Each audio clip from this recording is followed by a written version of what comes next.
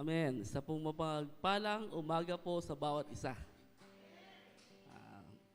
Would you agree with me po na every Sunday po ay dapat po tayong maging excited, ano po? Hindi lang po para family day na rin, pero of course is to praise the Lord. Amen po?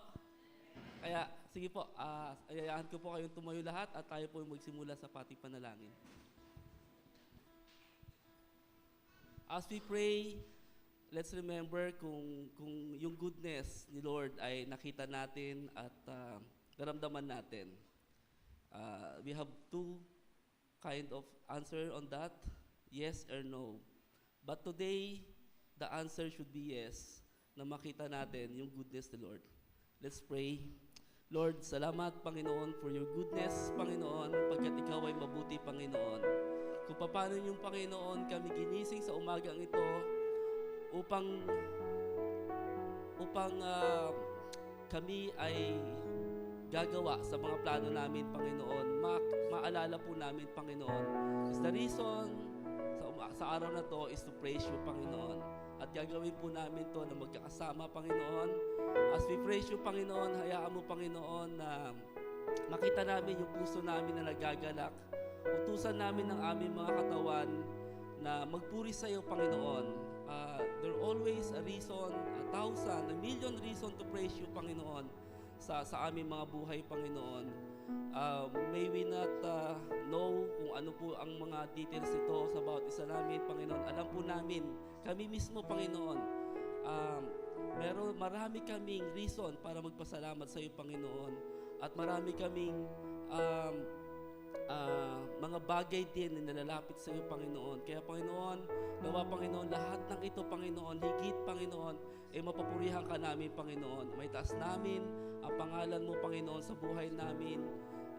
Maging ito ay low or high time namin, Panginoon, yung nasa kabigatan kami, Panginoon, o nasa taas kami, Panginoon, ng aming mga careers, sa school namin, sa work namin, Panginoon. Hayaan mo, Panginoon, na lahat ng ito sa punto ng buhay namin, Panginoon, ay lagi ka namin makita at ma-acknowledge, Panginoon. Ikaw lang, Lord, ang aming Diyos, Panginoon. At salamat, Panginoon, muli sa pagkakataon, Panginoon, na magpuri kami sa iyo bilang church, Panginoon. At nawa, Panginoon, maging ready kami, Panginoon, sa iyong mga salita, sa aming mga awitan, Panginoon. Mapupurihan ka, Panginoon, at lalo pa namin makita, ma-develop, Panginoon, kami, ma-acknowledge namin more, Panginoon, na ikaw, Lord, ang aming blessor, ikaw ang aming healer, at ikaw, Panginoon, ang aming provider, Panginoon.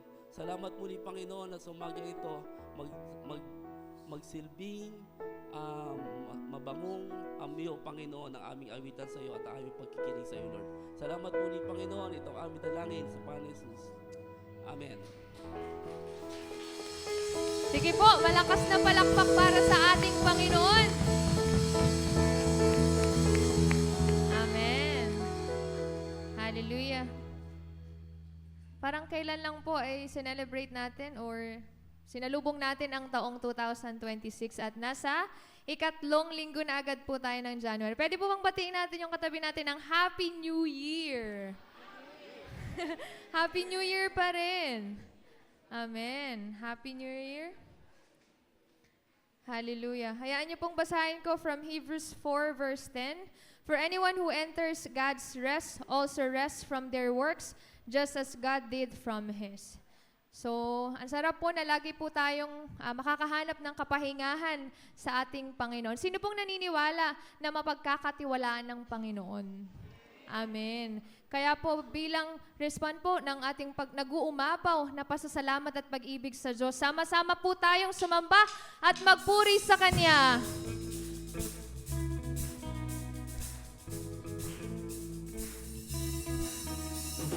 Sige po, malaya po nating ipalakpak ang ating kamay, umawit sa ating Panginoon. I'm trading my sorrows, I'm trading my shame, I'm laying it down for the joy of the Lord.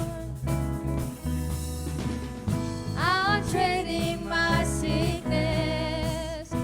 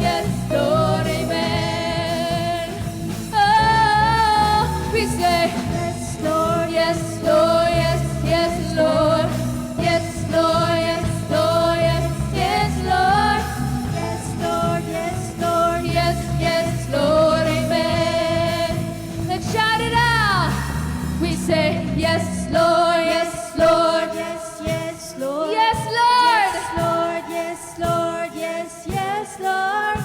Yes, Lord, yes, Lord, yes, yes, Lord, amen.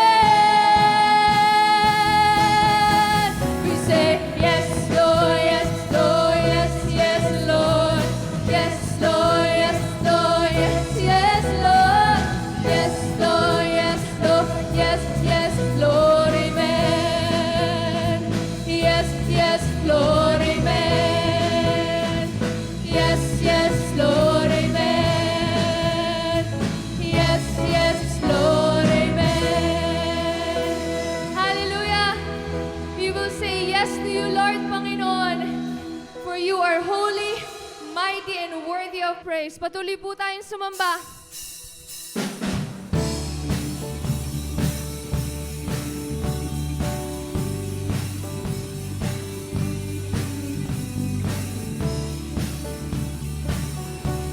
Let's sing, you are holy. You are holy. You are holy.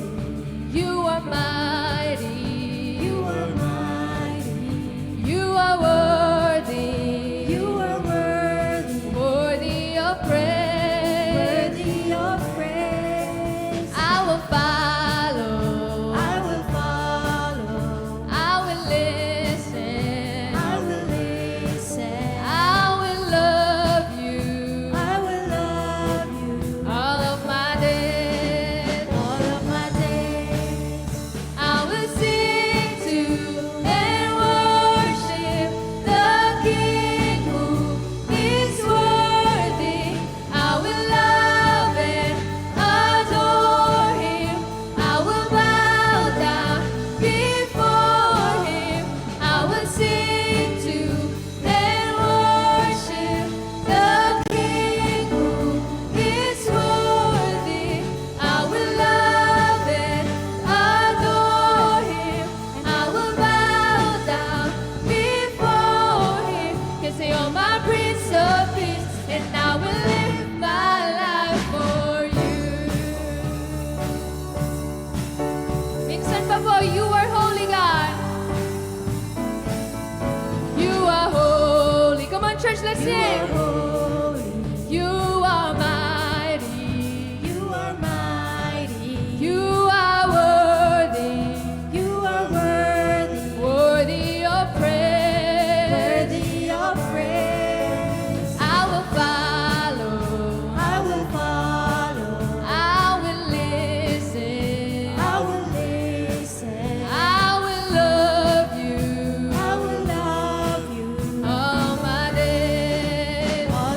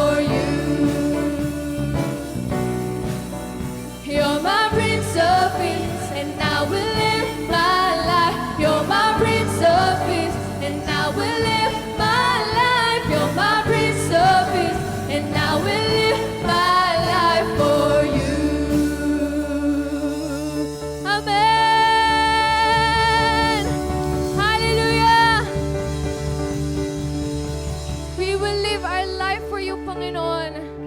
Help us to depend on you, O God, to trust in your ways, Panginoon. All your plans sa aming buhay, Panginoon. Hallelujah. Salamat, Panginoon, na mayroon kaming mapagkakatiwalaang Diyos.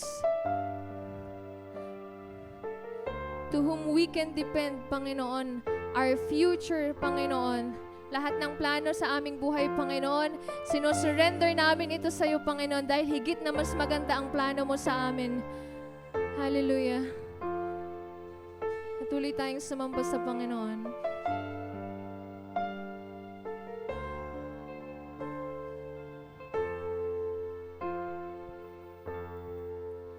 From my waking breath, from my daily bread, I depend on you.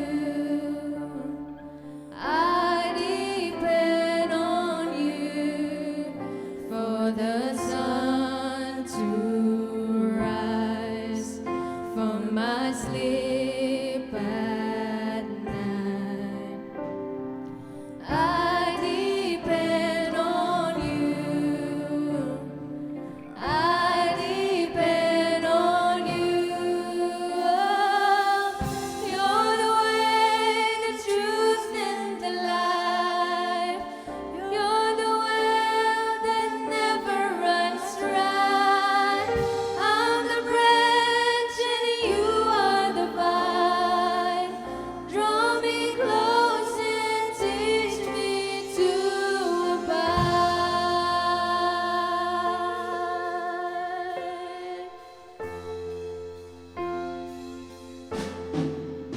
Where your spirit leads, as I follow, I depend on you. I depend on you for the victories still in front of me. I depend on you. I depend on you. Oh, you're the way, the truth, and the life. You're the well that never runs dry. I'm the branch and you are the vine. Draw me close and teach me to abide. Be my strength, my song in the night. Be my all, my treasure, my prize. I am yours, forever you're mine. Draw me close and teach me to abide. You're the way, the truth, and the life. You're the well that never runs dry. I'm the branch and you are the vine. Draw me close and teach me to abide. Be my strength, my song in the night. Be my all, my treasure, my prize. I am yours, forever you're mine. Draw me close and teach me to abide.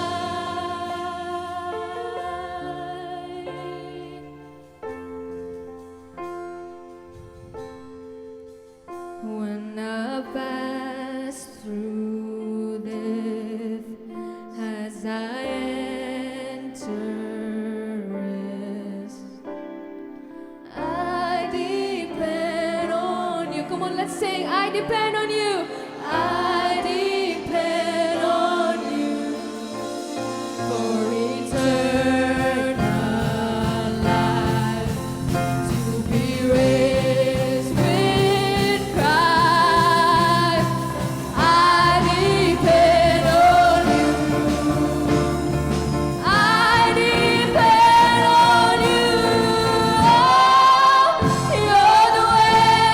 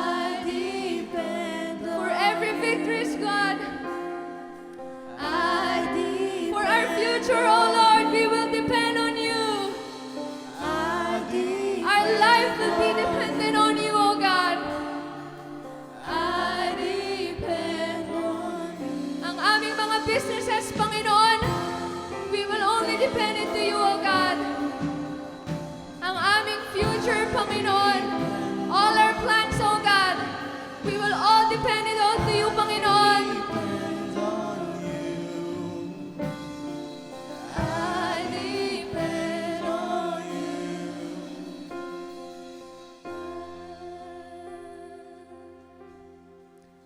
We will depend on you, O God. Maraming salamat, Lord. Let all the earth, Panginoon, shout your name, Jesus! Jesus! Jesus! Come on, let's shout, Jesus! Hallelujah!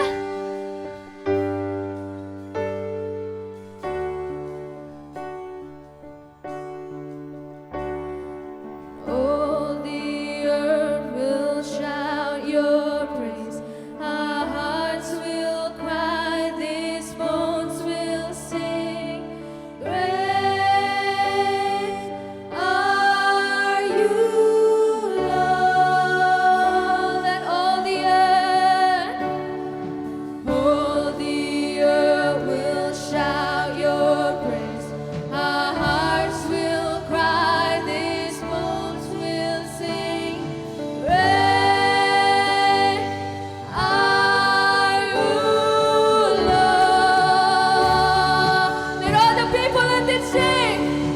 All the earth will shout your praise. Our hearts will cry, these bones will sing. Great are you, Lord. Let all the earth will shout your praise. Our hearts will cry, these bones will sing. Great are you, Lord. It's your breath in our lungs, so we pour out our praise. We pour out our praise. It's your breath in our lungs, so we pour out our praise to you. Oh, it's your breath.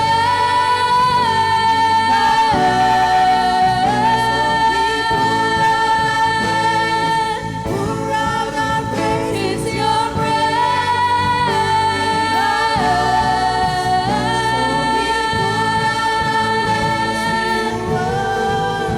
It's your breath in our lungs, so we pour out our praise.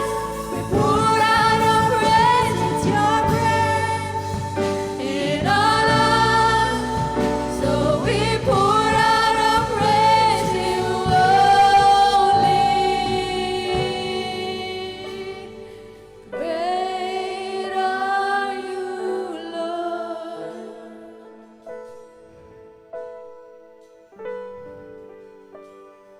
Great are you, Lord.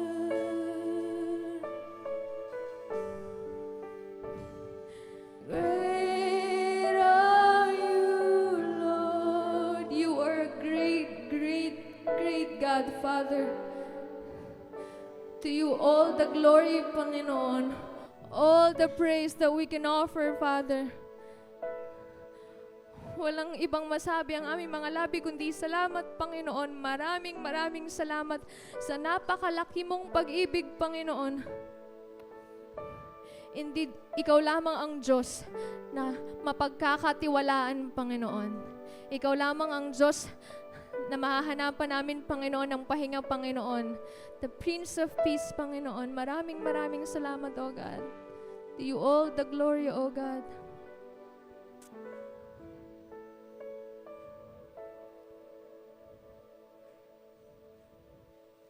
To God be the glory. To God be the glory. To God be the glory for the things He has done.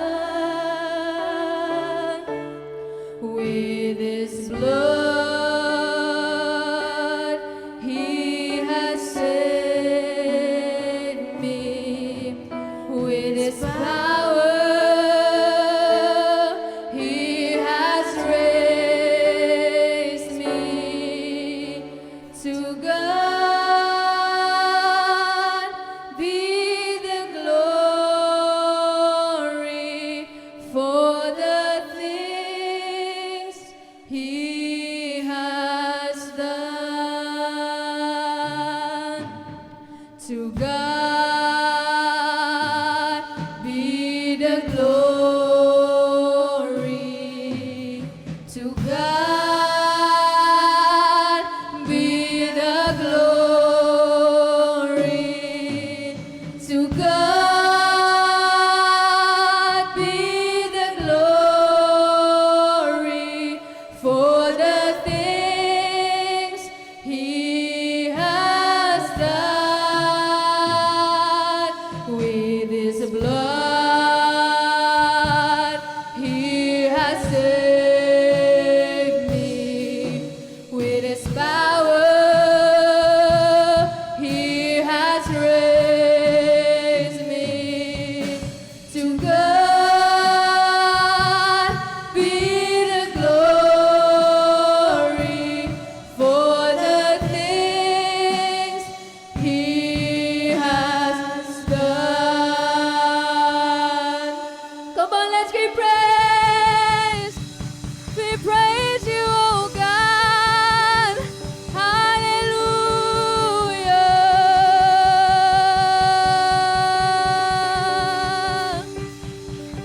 Salamat, Panginoon. Tunay kang tapat, Panginoon. Nagagalak ang aming puso na sambahin ang nag-iisang Diyos. Salamat, O Diyos, sa pangalan ng iyong anak na si Jesus. Lahat po ay magsabi ng Amen! Come on, let's give praise! Hallelujah! Amen. Makakaupo na po tayo sa presensya ng Panginoon.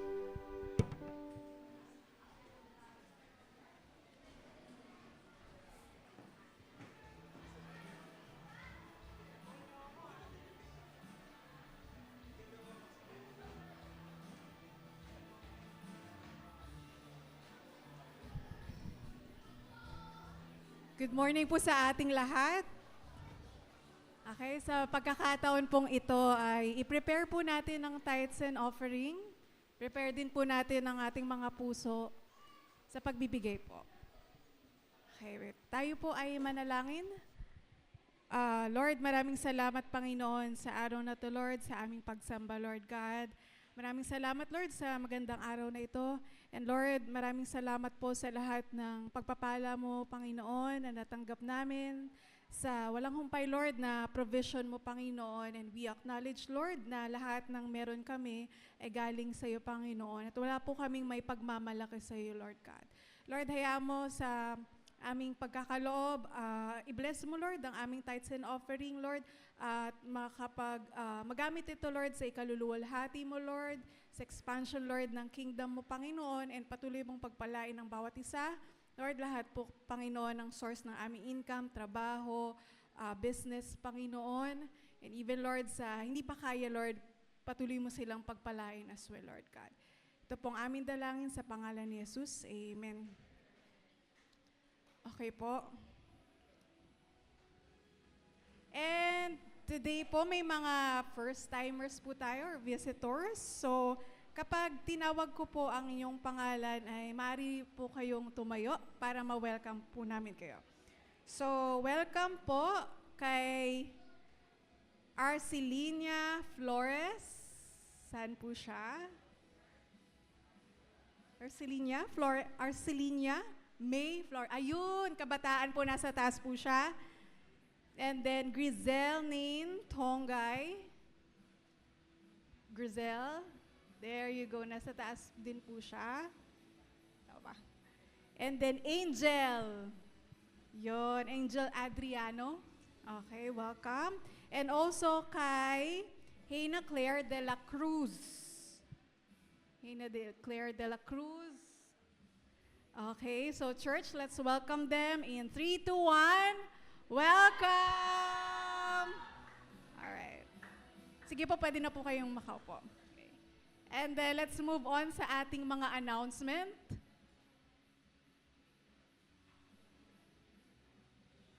Sorry. Okay, next. Okay na? Ay, ito yun. Sorry. Kala ko Happy New Year lang. Okay. So today po, we will be having a youth service. That's gonna be 3 p.m. dito po sa ating worship hall. So lahat po ng kabataan, I encourage everyone na umattend mamayang 3 p.m. Okay, next.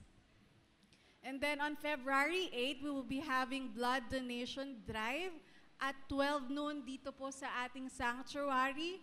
So kung sino po yung gustong mag-donate, prepare yourself and also share nyo din po to sa mga kapitbahay nyo or anyone na interesadong mag-donate ng blood. Okay? Yun lang ba? Okay. Yun lang. Thank you.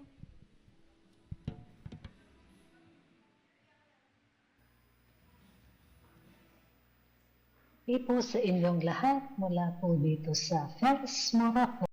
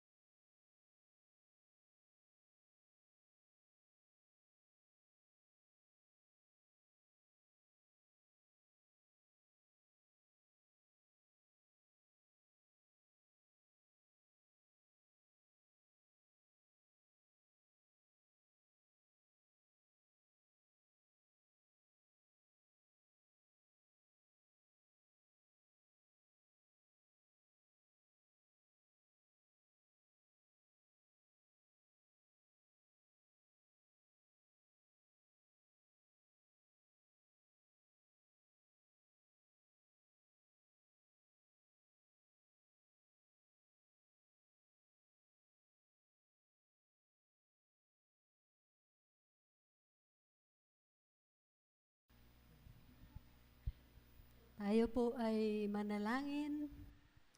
Dakilang Diyos, sa pagkakataon po na ito, ang aming pakikinig ng iyong mga salita, basbasan mo po ang mga salita mo, O God. At ikaw po, banal na Espiritu, ang malayang kumilos sa amin pong mga buhay, sa amin pong kalagitnaan. Tulungan mo po kami, Panginoon, na talagang maging matabang puso ang aming mga puso para sa pagkilos mo sa amin pong mga buhay. Sa pangalan ng aming Panginoong Jesus. Amen at amen. So patuloy po tayo sa series na A Fresh Start with God. At ang akin pong dadalhin ay sa Proverbs at may pamagat na Walking by Faith. Hindi po kami ni Danny marunong sumunod sa Waze at yung Google Maps, no? Yung simpleng arrows, kanan, kaliwa, straight, nako po, di namin mag-get sa actual po. Minsan po ay nasa ibang city kami at hinahanap namin yung palengke. Andoon na talaga kami, no? Sa lugar. Kaya lang, wrong turn na naman at napalayo na naman po kami doon sa palengke. At ilang beses yun na turn at yun po, umuwi na lang kaming luhaan sa panahon po na yon. Minsan naman umattend po kami ng team building ng OM at nag-rent a car yung aming team. Si Danny po yung driver. Siyempre, ako na naman yung kanyang guide doon sa Waze, no? At nung papunta po, yung si Carmen, yung kasama namin, ay gising siya. Kaya siya yung nag-guide kay Danny. Kaya sakto po yung dating namin doon sa venue. Pero nung pauwi na, ay nakatulog si Carmen. Kaya ako na naman ang guide po niya. At inabot po kami ng, imbis na 6 hours, naging 8 hours, at madilim na kami dumating, at halos maubusan kami ng gas dahil sa wrong moves. Yun nga. Sabi ko po kasi sa kanya, Han, mag-exit ka na sa expressway, no? Hindi na siya naniniwala sa akin. Walang believe sa akin. Kaya, ayun po, yung wrong moves niya po ay talagang ang haba ng aming inikot dahil po doon. So, sa pagharap po natin ng 2026, no? Hanap natin ay direction. Malinaw na direction. Saan tayo pupunta? Ano yung gagawin natin, no? Ano yung magiging paglago na dapat na mangyari sa atin? So, may peace po ba kayo? May malinaw na direction sa pagharap po sa taon na ito? O kahit sa pang-araw-araw lang na buhay, no? Or you are at a loss, nalilito, walang idea. So naririnig po natin sa mga matatanda, hay nako, papunta ka pa lang, pauwi na ako. No? So ano pong ibig sabihin nun? Ang ibig sabihin nila ng mga matatanda, makinig sa payo, sa sinasabi ng mga matatanda. Pero ang sagot, madalas ay, iba naman kasi kayo Iba kayo noon, iba na kami ngayon. No? So, namimiss po yung opportunity na magabayan, di ba? Ng wisdom, ng karanasan ng mga matatanda. Ito pong Proverbs 3, 5 and 6. Nais ko pong basahin, no? Ito po ay favorite verse ko nung bagong kabataan. Parang entirely new concept para sa akin. Bagong-bago para sa akin. Sabi po dito, kay Yahweh ka magtiwala, buong puso at lubusan. Huwag kang manangan sa sariling karunungan. Sa lahat ng iyong gawain siyang ay alalahanin upang ikay patnubayan sa iyong mga tatahakin. Bata pa po kami noon pero sinanay po kami na mag-decide sa sarili namin. Parang high school, college, ganun. Although ginagabayan kami, pero naroon na in-honor nila yung aming pagpili. Although minsan o madalas ay may kasamang sermon, no? May sermon muna. Yun ang tawag natin doon, di ba? Sa sinasabi ng magulang ay sermon. But later, how I wish na mas nakinig ako sa payo nila, mas nag-ask ako ng wisdom, ng gabay sa kanila.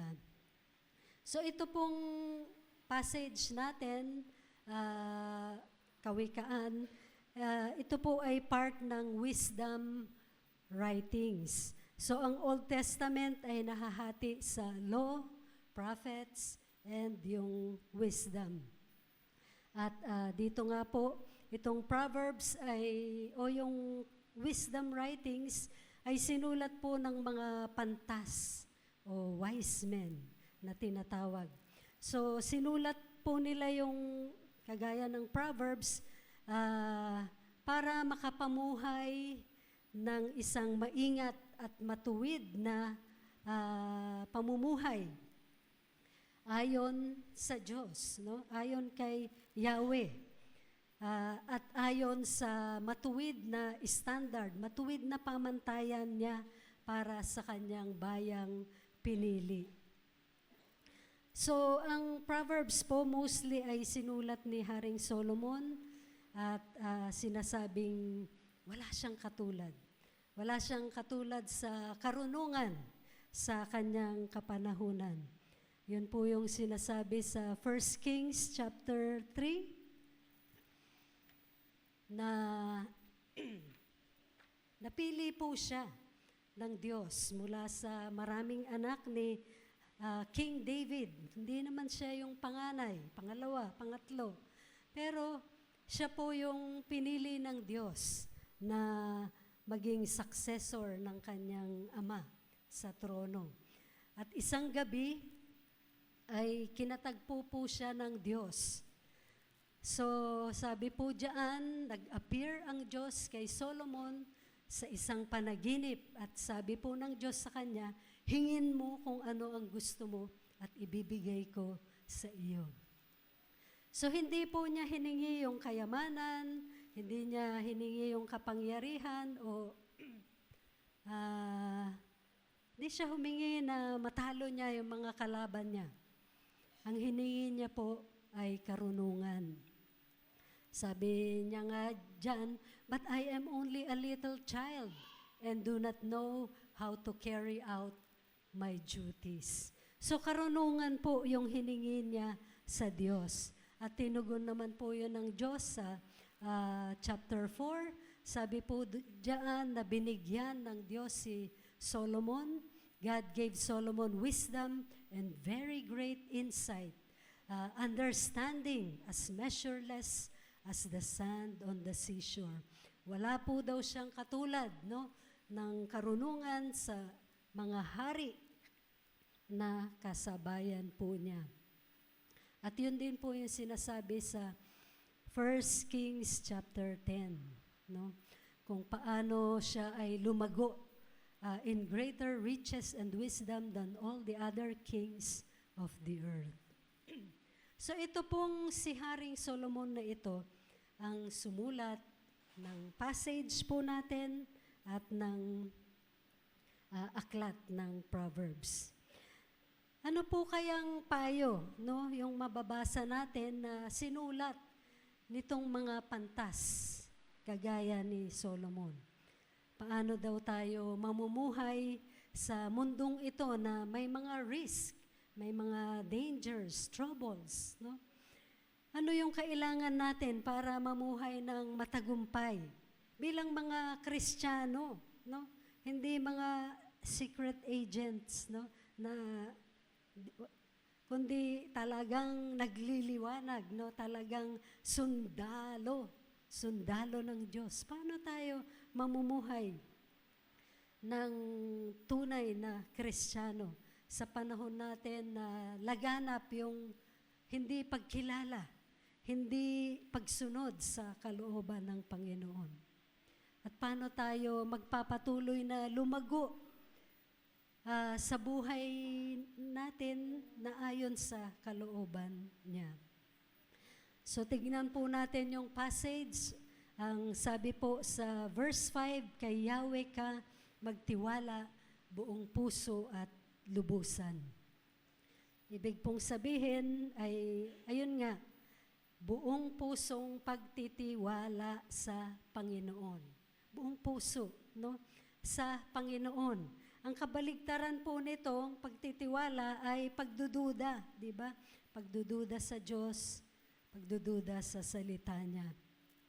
Makikita po dito, ang pagtitiwala ay hindi po sa isang formula, sa isang concept o force, kundi sa isang persona, sa Panginoon, kay Yahweh.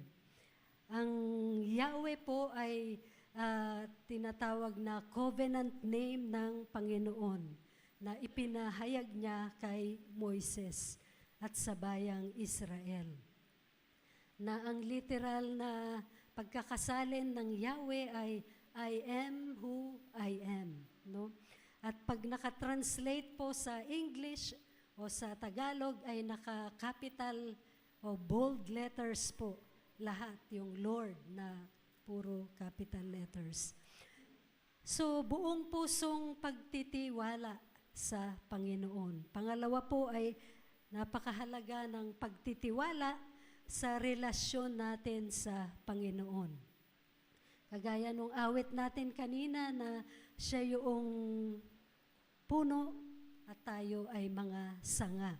So, yung ganoon pong depende sa Diyos, ganoon pong kalapit na relasyon o ugnayan sa Diyos. At ito po ay nakabatay sa katotohanan na mapagkakatiwalaan siya. No? Mapagkakatiwalaan, ibig sabihin, trustworthy, reliable, dependable, faithful God. No? Ito pong nagsasabi sa atin na pagtiwalaan siya ng buong puso, ay nagsasabing siya ay mapagkakatiwalaan. Kaya tayo rin po, kagaya ng bayan ng Israel na in a covenant relationship with God, tayo po na nagtiwala sa ating Panginoong Hesus, tayo rin po ay makakatawag sa Kanya ng Panginoon. At bilang mga anak ng Diyos, makakatiyak po tayo sa pagmamahal ng ating Ama na nasa langit. Tapat siya na kakalingain tayo, gagabayan tayo ng tama, at tutuparin ang kanyang mga pangako. Gaya sinabi sa Mateo 10:31, kaya huwag kayong matakot, higit kayong mahalaga kaysa maraming maya. No? Yung takot po ay madalas ay karanasan natin yan, ano? Pang-araw-araw na pag-aalala, pag-iisip, hindi makatulog kung ano-ano yung ating mga saloobin at mga iniisip. At yan po ang nais ng Panginoon na ipagkatiwala po natin sa Kanya. Na siya ay mapagkakatiwalaan na ating Ama, ating Panginoon. Na tayo po ay napakahalaga, ikaw ay napakahalaga sa Kanyang paningin. Sa mga pinakamahirap po na sandali ng buhay natin, pwede nating italaga po yung ating landas sa Panginoon at umasa na siya ang kikilos alang-alang sa atin. Sa awit 37:5, sabi po niya, ang iyong sarili sa Kanya italaga. Tutulungang ganap kapag ikay nagtiwala. No? Na yun talaga yung nais niya, na ang pagtitiwala at ang pagbibigay natin ng ating sarili sa Kanya. At yung pangako niya po na tutulungan niya tayo. Ito pong Jeremiah 29:11 ay favorite na verse, no? Napakaganda nga naman talaga, no? Sabi ng verse, ay alam daw ng Panginoon yung kanyang plano para sa atin. Plano daw para pagpalain tayo at hindi tayo saktan. Plano para bigyan tayo ng pag-asa ng hinaharap. Siyempre, sino bang hindi magagalak, di ba, sa pangako po na yan? Pero alam niyo po ba na nireject nila yan?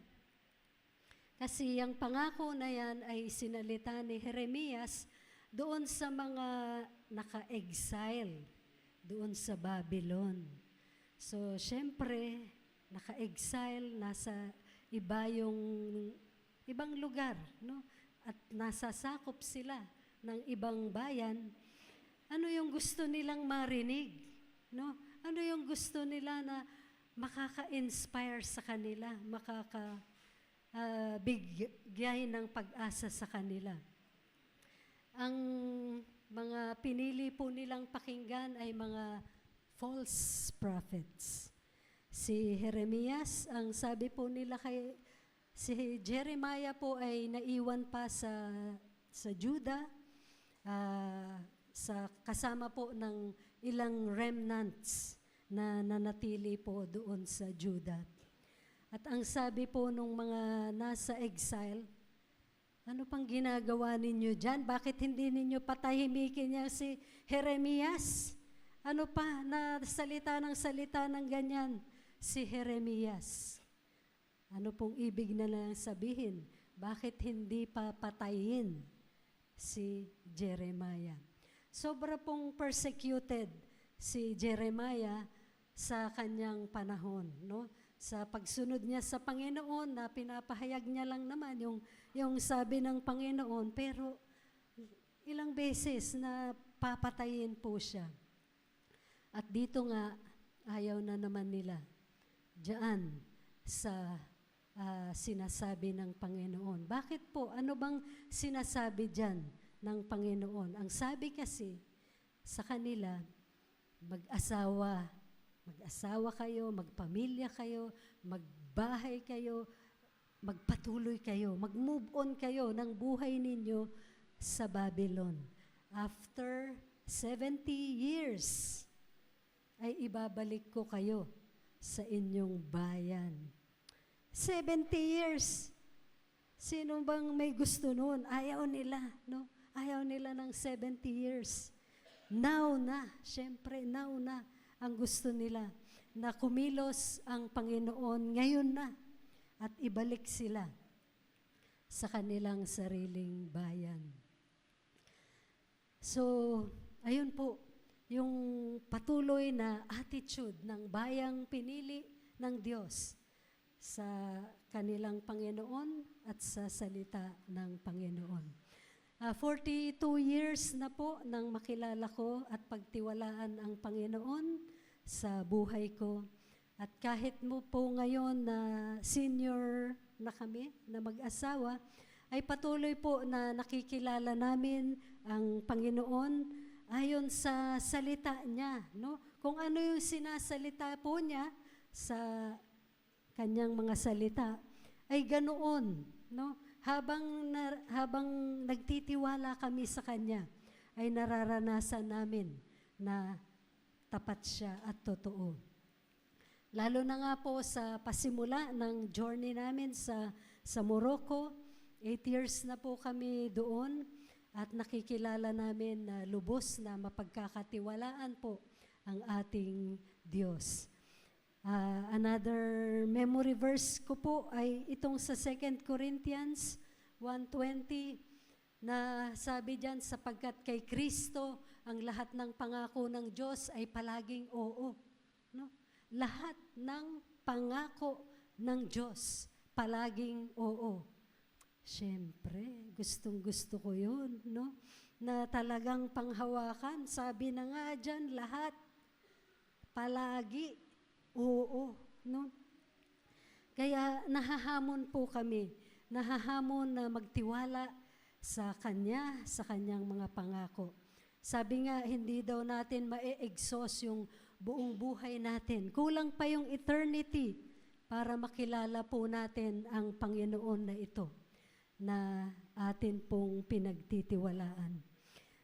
Siguro para sa amin po ang mahihirap na times ng buhay namin ay yung nagpapalaki kami ng mga anak, no? Siyempre, ipoprovide yung needs nila, gagabayan sila, tuturuan sila, at nag-aalala para sa kanila, no?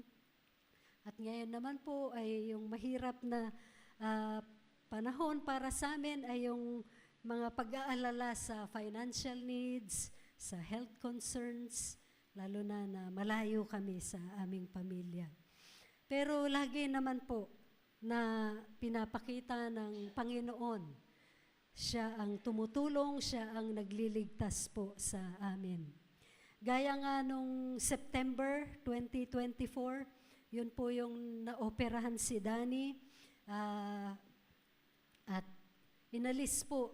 Actually, ang problema niya isa lang, yung twisted omentum, na fat lining daw po yun ng tiyan na parang nagbuhol siya, kaya masakit yung tiyan niya. Pero sabi kasi nung doktor, promo na, no? Aalisin na natin pati appendix, gallbladder, parang sira na din yung gallbladder. Promo na, no? 100,000 lang. At syempre gusto namin yun, promo daw. At inabot lang ng 45 minutes. Magaling po talaga yung doktor, no?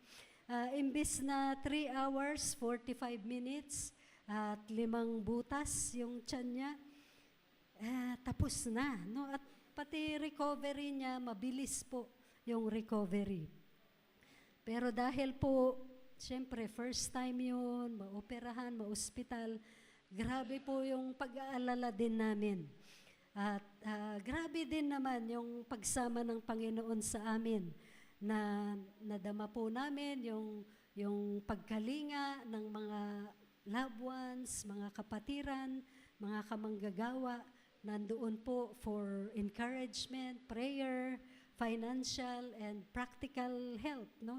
May nagdadala ng pagkain namin sa ospital, may sumasama sa akin na magbantay.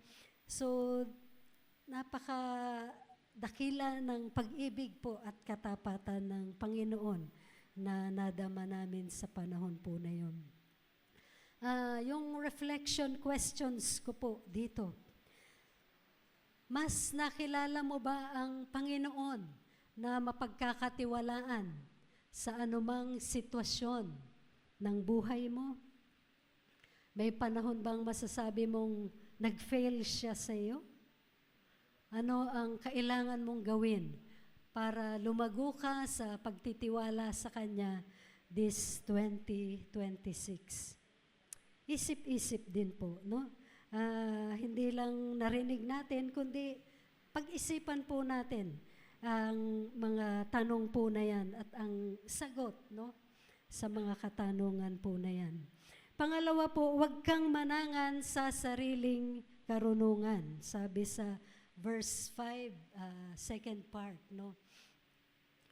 Ang kahit po gaano ka-scholar tayo, expert, no? Ano pa, ay may hangganan po yung ating karunungan. Nagkakamali tayo at paulit-ulit na nagkakamali, di po ba? Sabi po sa Efeso 4:18, their minds are full of darkness. They wander far from the life God gives because they have closed their minds and hardened their hearts against Him. Ang tinutukoy po sa passage na ito ay mga Gentiles. Wala pong pagkakilala sa Diyos, no? ganito daw yung realidad ng wala pong pagkakilala sa Diyos. Puno ng kadiliman ang kaisipan, yung ating mga puso at isipan ay sinara natin sa Panginoon. Kaya kailangan po maliwanagan yung kaisipan natin, no, ng salita ng Diyos. Kailangan po natin yung liwanag ng salita ng Diyos sa ating mga puso at isipan. Kailangan po natin mapangunahan ng banal na Espiritu. Yan po yung sinasabi sa Romans 8, no? Yung pagkakaiba ng pagtitiwala o pamumuhay ayon sa laman at pamumuhay ayon sa Espiritu. Kailangan ng pangunguna ng banal na Espiritu upang makapamuhay tayo ayon sa gabay ng Panginoon. Hindi sa sarili natin na mga idea, kaisipan, kapasyahan, no? Sa Kawikaan 3:7, sabi po, huwag mong ipagyabang ang iyong nalalaman, igalang mo't sundin si Yahweh at lumayo ka sa kasamaan.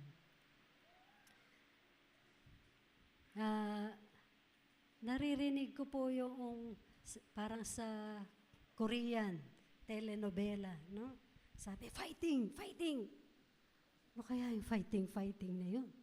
Sabi ko, nagets ko na. Pag sinabing fighting, lumaban sa laban ng buhay. Huwag mag-quit, yun pala yun, no? Fighting. Pero madalas po yung attitude sa pagsasabi noon ay parang sinasabi, laban ko ito, no? Sabi po kasi sa Bible, the battle belongs to the Lord. The battle belongs to the Lord. Kaya yung akala po natin na biblical yung fighting, no? Na laban natin ito, no? Kaya tuloy parang laging parang war zone mode, no? Parang laging may labanan. Kasi iniisip ay laban ko ito. Pero sa halip na ito ay laban ng Panginoon para sa atin na mga mananampalataya. So manalangin po tayo ng karunungan. Ano yung karunungan na ibibigay mo, Panginoon? Yung kalooban mo. Every time na magde-decide po tayo, every time na pipili po tayo, ano yung layunin mo, Panginoon, sa buhay ko, ay manalangin. Yun po yung dapat, no? Manalangin para sa karunungan at sa kalooban po ng Diyos. Kailangan din maingatan yung atin pong mga puso. Magkaroon ng tamang puso, right posture, ika nga, sa harap ng atin pong Panginoon. Gaya ng sinasabi sa James 4, na nagsasabi po, now listen, you who say today or tomorrow, we will go to this city or that city, spend a year there, carry on business, and make money. Why? You do not even know what will happen tomorrow. What is your life? You are a mist that appears for a little while and then vanishes. Instead, you ought to say, if it is the Lord's will, we will live and do this or that. So sa paggawa po natin ng goals, plans, sa hinaharap, ang Diyos po, no? Yung Diyos, yung kalooban niya, yung naisin po niya, ang atin pong isaalang-alang. Hingiin natin, no? Hingiin natin sa Diyos, sa panalangin. Ano yung kalooban niya, ano yung naisin po niya. Huwag pong maging hangal. Sa Bible po, ang tinatawag na fool ay yung ayaw kumilala sa Diyos. Hindi kumikilala sa Diyos. So wag po tayong maging hangal, assuming, no? Sa halip ay magkaroon po tayo ng tamang puso na umaasa sa Panginoon, umaasa sa Diyos. Kumikilala sa kalooban po niya. At yung mga prayers natin, di ba, tinuro yun dun sa the Lord's Prayer. Your will be done. No? Yun yung palaging panalangin natin na ang kalooban ng Diyos ang maganap sa Mateo 26:42. At dito nga po sa James, no, maging saloobin po natin ay kung loloobin ng Panginoon. Kung kalooban ng Panginoon, no? Sa Kanya po tayo magtiwala. Yun nga po sa ministry po namin sa Morocco, parang nagbalik po sa amin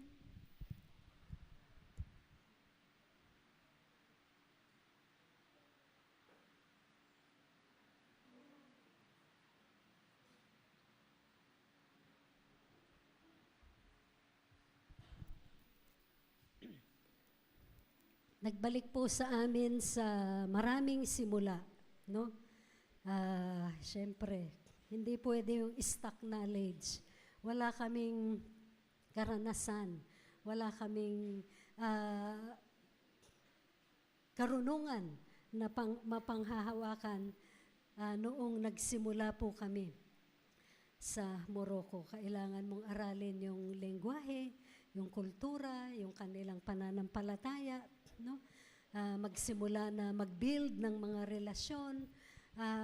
Sabi ko noon, paano makakalapit sa kapitbahay? Paano kakausapin yung kapitbahay? Hindi ko nga siya maintindihan. At hindi niya rin ako maintindihan, no? So, kailangan maghanda ng platform, ano yung gagawin namin doon. Hindi pwedeng sabihin missionary, no? Dapat iba yung sasabihin mo para mag-stay ka doon. Business, di ba? Meron kaming business visa, kaya kami ay naroon. So, wala po talagang sariling karunungan na mapagtitiwalaan po namin. Kaya isa po sa memory verse ko na naman na pinanghahawakan sa Zechariah 4:6 na sabi po ito ng Panginoon kay Zerubbabel, not by might nor by power, but by my spirit. Si Zerubbabel po kasi ay, although siya yung pinili ng Diyos, magtatayo ng templo, no? Paparangalan po siya ng Diyos, pero still, maliit po yung tingin niya sa kanyang sarili. Parang kami po, ganun yung palaging tingin namin na wala kaming alam, wala kaming magagawa doon sa lugar po na yon. Pero hindi doon yun natatapos eh.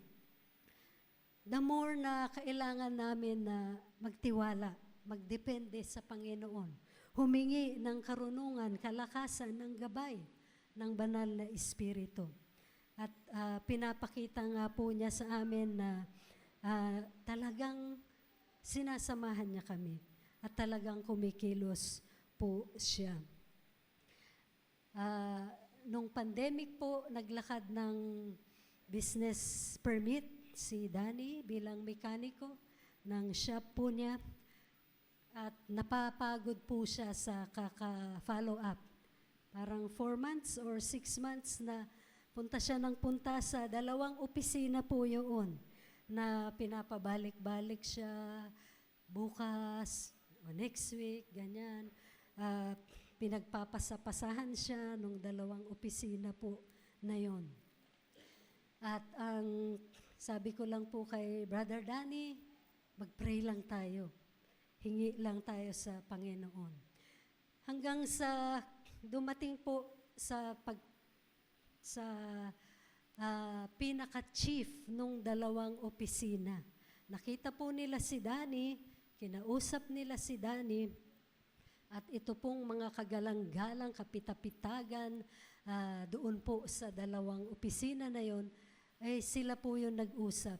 At simple lang po pala, no? At kinabukasan ay na-release yung kanyang permit. So, talagang not by might nor by power, but by my spirit. Talagang lagi po yan sa prayer namin ni Danny, yung verse po na yan. At ganon din po yung sa 2 Corinthians 4, na sabi po dito, for God who said, let light shine out of darkness, made His light shine in our hearts to give us the light of the knowledge of God's glory displayed in the face of Christ. But we have this treasure in jars of clay to show that this all-surpassing power is from God and not from us. So sinasabi po sa verse na ito na ang kaluwalhatian ng Diyos ay nakita po, ipinakita ng Diyos sa mukha ni Kristo. No? Nung siya po ay nabuhay dito sa lupa, siya po ang nagpahayag, nagpakita sa atin ng kaluwalhatian ng Diyos. Sa mukha ni Kristo, nakita natin ang kaluwalhatian ng Diyos. Pero siyempre, doon, kung saan kami, parang ganun si Jesus no? Parang one of the prophets lang siya. At mas angat pa yung kanilang prophet. Dahil last prophet daw yun. So, talagang pinanghahawakan po namin itong verse na ito na ang kaluwalhatian ng Diyos makikita lamang kay Kristo Jesus. At sinabi po dyan na ang kayamanan na ito, itong treasure na ito, ay nasa atin. Nasa atin. Na kay Pablo, no? Na tinawag niya tayong jars. Jars of clay. Ano po ba yung jars of clay? No? Di ba? Plain, ordinary, weak. Wala namang kagandahan doon sa lalagyan. Di ba? Walang maipagmamalaki doon sa lalagyan. Napakahina, ordinary. Pero yung nasa loob ni Pablo, nasa loob mo, nasa loob ko, ito po ang tunay na kayamanan. Treasure, si Kristo. Si Kristo. Ang banal na Espiritu na sumasa atin ay nasa atin po. Although tayo ay ordinary, mahina, no, walang alam, walang magagawa, to show that this all-surpassing power is from God. No? Hindi sa atin pong sariling karunungan, hindi sa ating sariling kalakasan. Ayun po. Siya po, ang Panginoon po na ito, na aming pinagtiwalaan, siya yung nagko-connect sa amin, sa tamang mga tao. Actually, napili po yung bahay namin na pagdausan ng pananambahan ng mga local believers. House churches, no? Sila po ay underground. Yung mga local believers ay underground po yung kanilang pananambahan. At yung bahay po namin ay pinagtipunan ng 2 grupo ng local believers. At ganun din po nung naghahanap si Danny ng mga, alam niyo po yun, yung auto electrician, yung spare parts na store o yung nagtitinda ng mga gulong. Ang nakilala po ni Danny yung mga mahuhusay, matitino, at talagang maaasahan na mga tao po doon. Kasi ini-endorse niya po sila doon sa mga customer po namin. Usually, ang customer po namin ay mga foreigners. So, talagang kailangan po na mapagkakatiwalaan yung aming ipapakilala sa kanila. At kami at mga customer namin, kami ay nagbibuild ng relasyon dito sa mga ibang mga business people na nakakaugnay po namin. So, nakikita po namin yung pangunguna ng Diyos. Paano niya kami kinokonekta, no? Sa tamang mga tao, tamang mga connection in answer po sa aming mga panalangin. So, ang reflection questions po natin dyan, masasabi mo bang totoo sa Panginoon ka nagtitiwala o sa sarili mong karunungan? Saang areas ng buhay mo nakikitang nagkukulang ka sa pagtitiwala mo sa Kanya? Humahantong tuloy sa sarili mong diskarte, no? Sariling diskarte sa halip na magtiwala sa Panginoon. Paano mo matitiyak na hindi sarili mong naisin yung tinatahak mo, no? Yung ginugol mo, yung ninanais mo. Sa Panginoon ba yan? O sarili mong plano, sarili mong naisin? So lastly, siya ay sangguniin sa lahat mong balak. Sa verse 6, sa lahat ng iyong gawain, siya ngay alalahanin upang ikay patnubayan sa iyong tatahakin.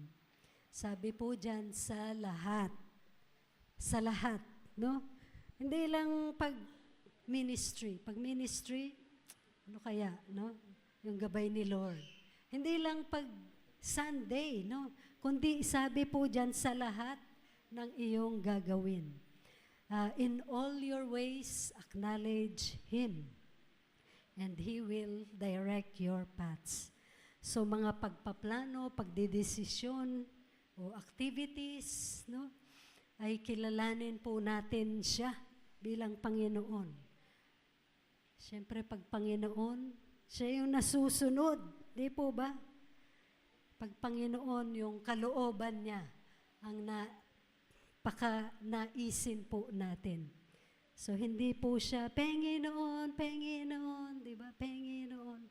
Parang siya pa yung susunod sa atin, di ba? Kundi, Panginoon. Na siya yung ating susundin, nanasain sa ating buhay.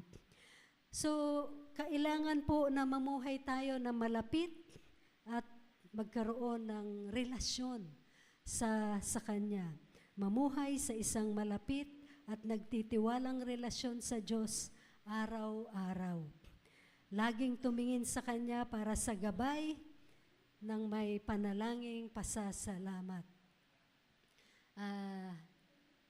Yun nga po, yung John 15, no? Na tayo yung branches, siya yung puno. Ganoon kalapit na ugnayan. Hindi pwedeng mahiwalay sa atin pong Diyos. Hindi pwedeng magsarili tayo, kundi nais po niya na isang malapit, nagtitiwalang relasyon sa Kanya araw-araw. Meron po akong nabasang book ni John Maxwell, yung Today Matters. No? Sinasabi po niya, yung ngayon, yung araw-araw, ay mahalaga para mag-build ng bukas. No? Kung ano ka magiging bukas, ay nakasalalay kung anong ginagawa mo ngayon. No? Ngayong araw na to. So, ang bawat araw-araw lagi ay nagbubuo ng atin pong bukas. Ano ang magiging bukas po natin?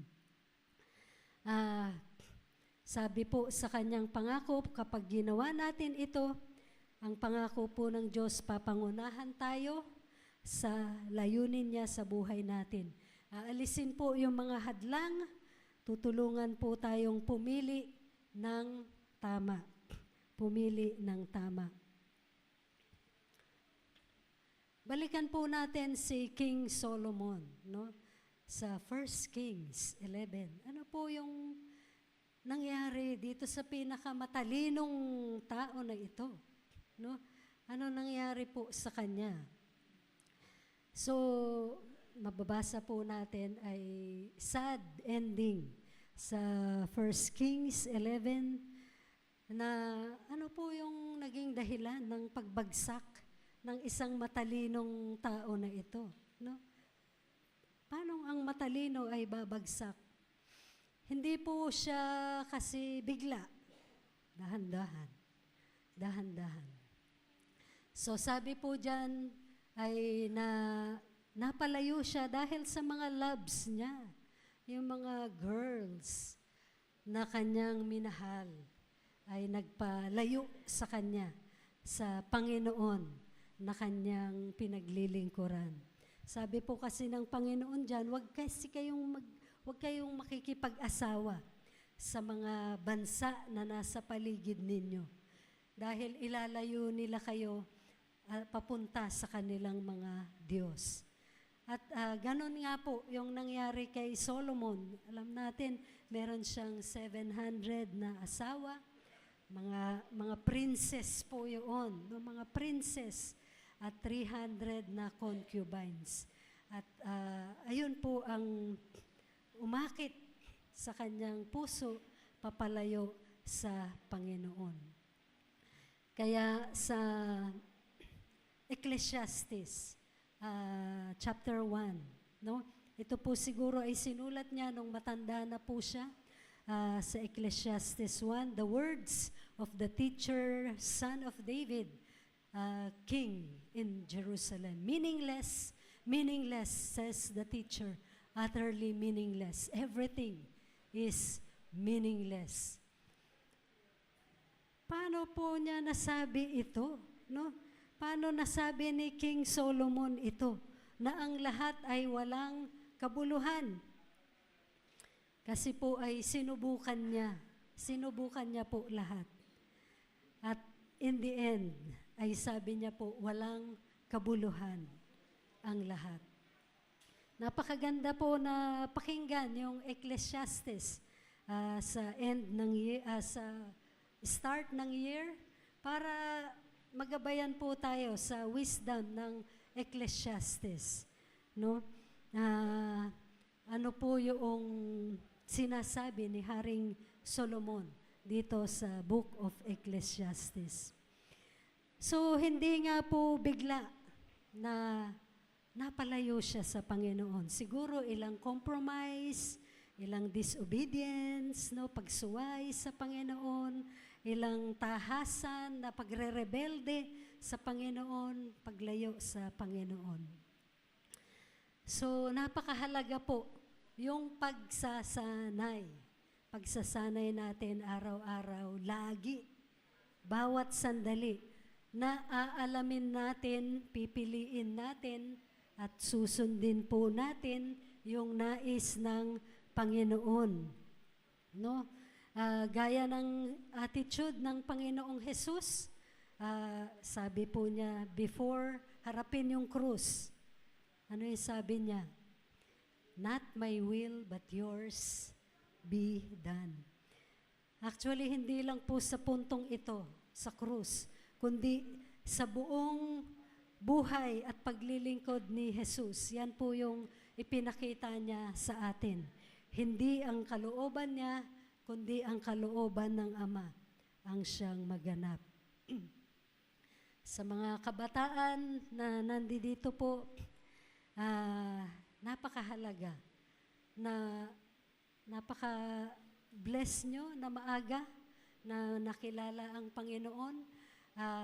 Lalo na yung iba sa inyo since birth. No, pag tinanong, kailan ka naging nakakilala sa Panginoon? Since birth. No? Talagang mahalaga na ipundasyon ninyo yung inyong buhay sa araw-araw na relasyon sa Panginoon. Araw-araw kilalanin siya, piliin siya, sundin siya, mahalin siya sa atin pong mga buhay. Sa Morocco ay may mga African youths, no?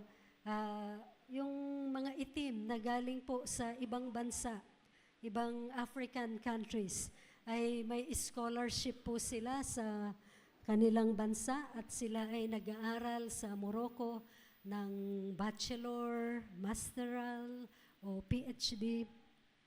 At sila po ay 17 years old, no? Pupunta. Iiwan yung bansa nila at maninirahan sa Morocco ng 3 years, 5 years, at higit pa, no? Nang walang uwian po yun, no? So, si Harriet po, na isa ng medical doctor, 9 years na siya sa Morocco. At ngayon nga po ay isang medical doctor na siya. Hinahangaan ko yung mga youth na ito. Sa bansa natin, parang mababa yung tingin natin. Pag maitim, no? Negro. Maitim, no? Parang haba ng hair natin na maputi ba tayo, no? Pero alam niyo po, ang tatalino pala nila, ang huhusay, ang gagaling, no? So yung masters, yung PhD, sisiw lang sa kanila, no? Ewan ko po kung paano nila na matapos yon ng mabilisan at ang galing, no? Ang galing talaga. Ang nakakalungkot lamang po, dahil sila ay napalayo sa family nila, although Christians, yung iba po sa kanila, ay napapahamak po sila. So, nabubuntis, no? Nagkakasakit ng HIV, nagkakasakit ng STD. At syempre po, may lifelong consequence, di ba? May lifelong consequence. Yung maling desisyon, maling pagpili, maling habits. Kaya out of compassion ko po sa kanila, mga kabataan na ito, ay kinakaibigan ko sila sa church.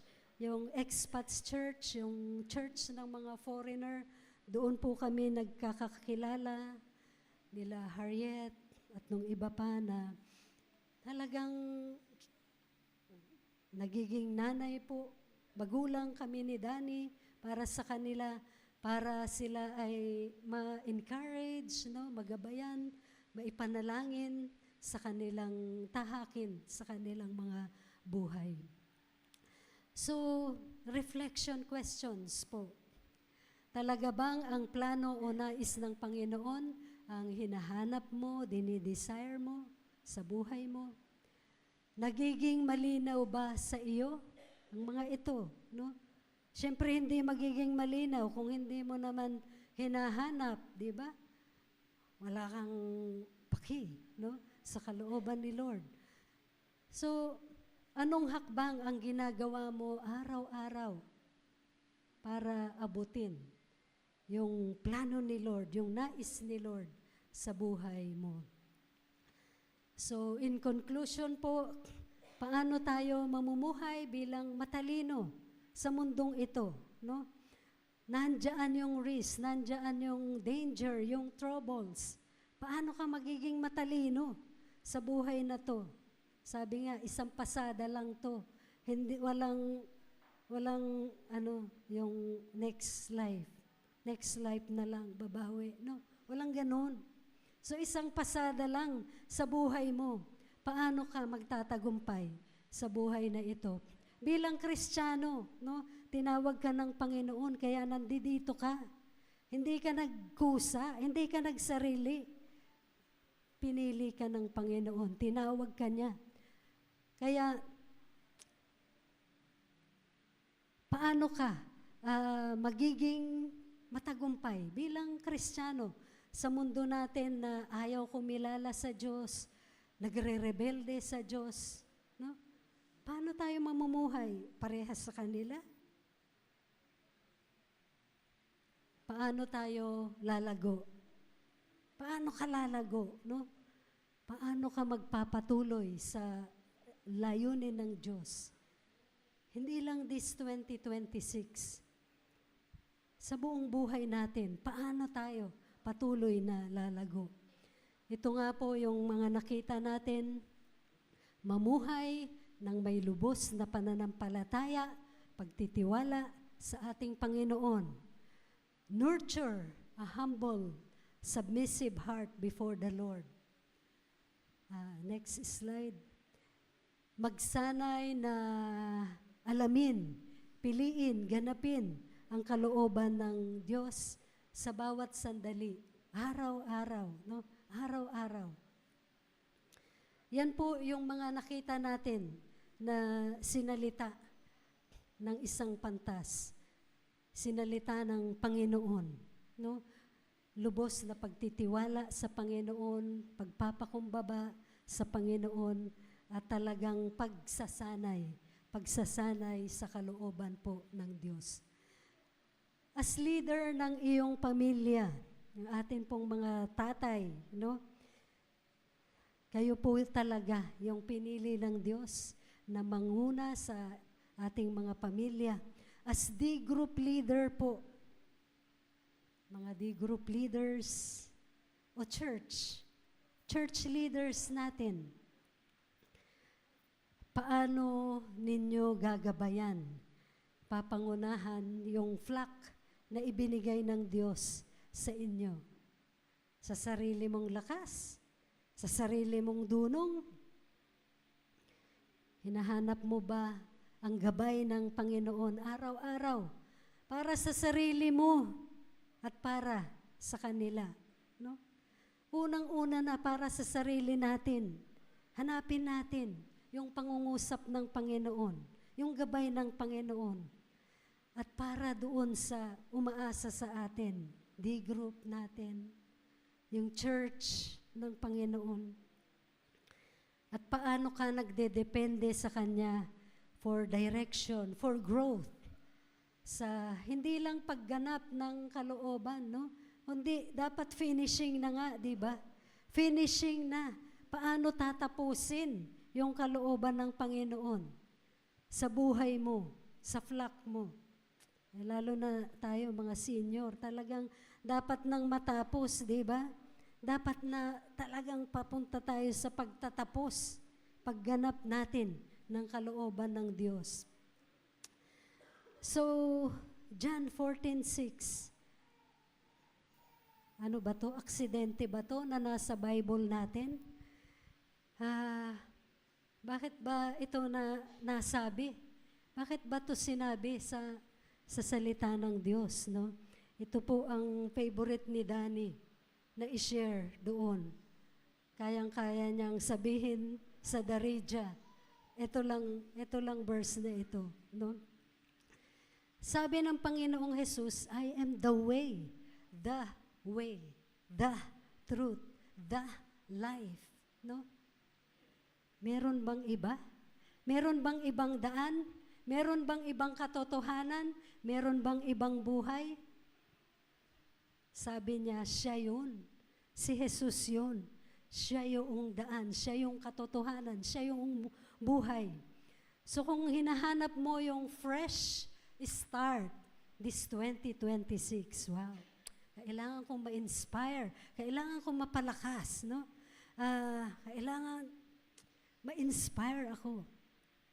Well, tiyakin mo na totoo, reliable, sure yung tinatayuan mo. Ano ba yung tinatayuan mo, kapatid? Tiyakin mo na ito ay true, reliable, sure.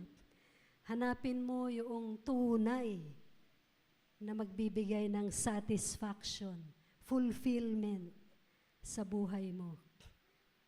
Baka sa iba mo hinahanap yung satisfaction, no? Yung fulfillment sa buhay mo.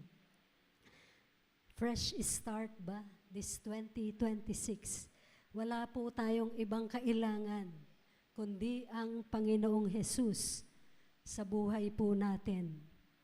Walang ibang the way, the truth, the life. Ang dali-daling kabisaduhin, di ba? Ang dali-daling i-share sa labas. Kailangan po tayo mismo ang lumakad ng may lubos na pagtitiwala sa Jesus na ito, sa Panginoong Jesus na ito. Sa pagtatapos po ay tinatawagan ko po yung ating worship team at gusto ko pong lagi kasi pinagpe-pray na tayo ng mga leaders, di ba? Yung mga leaders ang nagle-lay hands sa atin para ipanalangin tayo. Pero ngayon po, yung mga leaders ang ipagpe-pray natin. Okay po ba yun? Na yung leader ng tahanan, dito po kayo sa unahan. Yung leader, di group leader ka ba, kapatid? O ikaw ay church leader, kapatid? Ay, dito po tayo sa unahan at tayo po na congregation, tayo yung magpe-pray sa kanila. Kasi lagi na lang sila yung nagpe-pray sa atin. Sige po, pumarito po yung mga nangangailangan ng panalangin at ipanalangin natin sila na mga nangunguna po sa atin. Pati dyan sa itaas, ay pwede po kayong bumaba dito para ipanalangin po natin.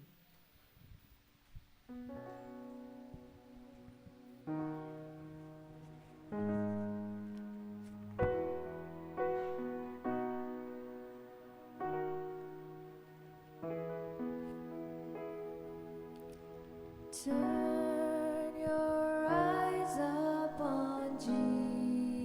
Pwedeng humarap po kayo dito sa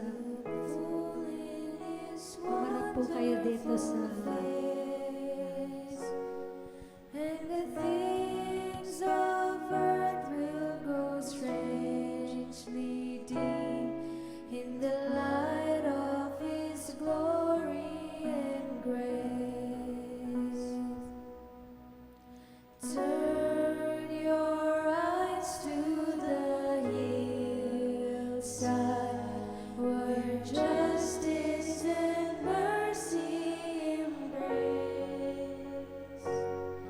And the Son of God gave His life for us, and a measureless debt was erased. Jesus, to you we lift our eyes.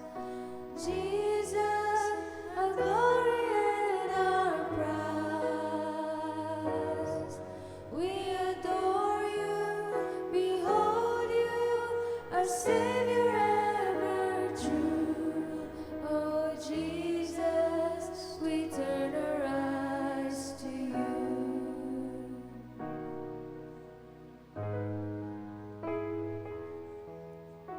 Turn your eyes to the morning and see Christ the Lion awake.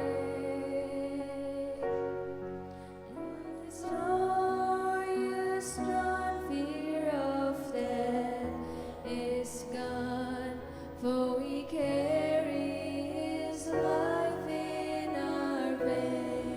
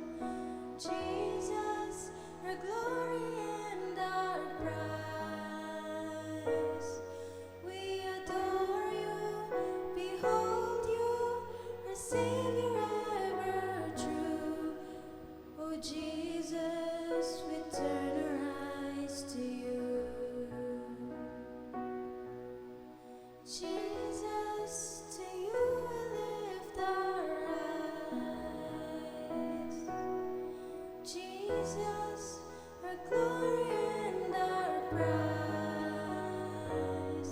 We adore you, behold you, our Savior ever true.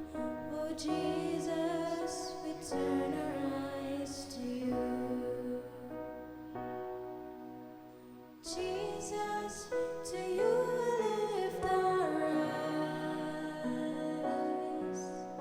Jesus, our glory and our prize. We adore you, behold you, our Savior ever true. Oh Jesus, we turn our eyes to you. Jesus, to you we lift our eyes. Jesus, our glory and our prize. We adore you, behold you, our Savior ever true. Oh Jesus, we turn our eyes to you. Oh Jesus, we turn our eyes to you. Oh Jesus, we turn our eyes to you.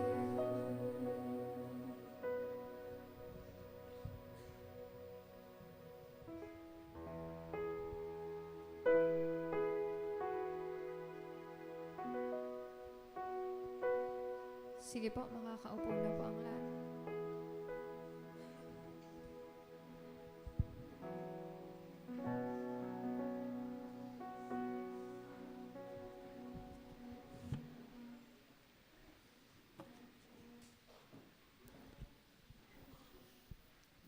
Praise the Lord.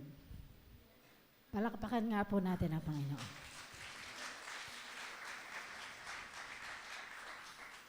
Sa pagtatapos po ng umagang ito ng ating service, hinaanyayahan ko po ang bawat isa na tumayo.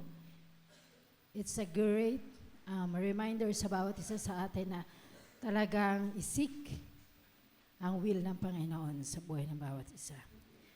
Let us all pray. Father God, maraming salamat o Diyos sa pagpapaalala mo sa amin ng buhay namin, Panginoon, must be connected sa iyo, Diyos. Hayaan mo, Panginoon, na sa bawat araw we depend on you. Ang mga gagawin namin, Panginoon, ay saliksikin namin ang kalooban mo, Panginoon. Mabigyan ka namin ng kaluwalhatian. And use our lives, O God, para magamit, Panginoon, at maihayag ka kung sino ka, Panginoon. Truly na ikaw ang way, ikaw ang truth, at ikaw lamang, Panginoon, ang source ng life. Salamat po, Panginoon. And I pray, O God, I speak blessing for Pastor Perla sa ipinagkatiwala mo sa kanila, Panginoon, na gawain sa Morocco. I pray na i-bless mo sila, Panginoon. Physical strength, provision, O God. Samahan mo sila, Panginoon. Nang sa gayon, mas marami pa po, Panginoon, ang maabot at mas makakilala sa inyo. Maraming salamat po. Baunin namin, O Diyos, ang iyong pagpapala, Panginoon. Nang sa gayon, ang lahat ng makasalumuha namin ay maging pagpapala kami sa kanila at maging useful ang aming lives na maipakilala namin sa kanila, O Diyos. Bless each one of us, Panginoon. Bawat family, O God, lalo na mga tatay, O Diyos, mga nanay, ang bawat mga anak, Panginoon. Salamat ng marami at inaangkin namin ang katagumpayan mo sa bawat isa sa amin. Sa iyo ang pinakamataas na papuri at pagsamba. We pray this in Jesus' mighty name. Everybody say, Amen, Amen. God bless everyone. Magbatian po tayo at magkamayan bago po tayo umuwi.